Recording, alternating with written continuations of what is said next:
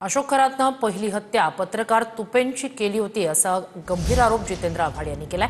खरातला वाचवण्यासाठी पैसे घेतले जात असतील असंही आव्हाड यांनी म्हटलंय।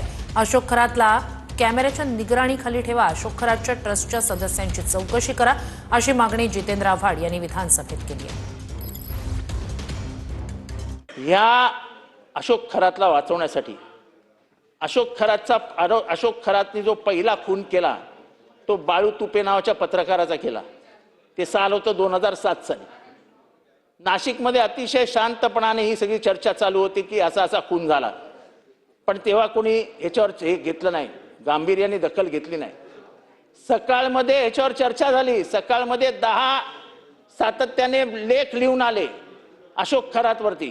म्हणजे अशोक खरात महाराष्ट्राला माहित नव्हता, पत्रकारांना माहित नव्हता, पोलिसांना माहित नव्हता, अशातला काही भाग नाही। पण मग अध्यक्ष महोदय, एकीकडे पोलीस चांगला तपास करतायत, त्यांचं कौतुक करायला हवं, पण पोलिसांनी हा इंटेलिजन्स फेलियर आहे की नाही अध्यक्ष महोदय?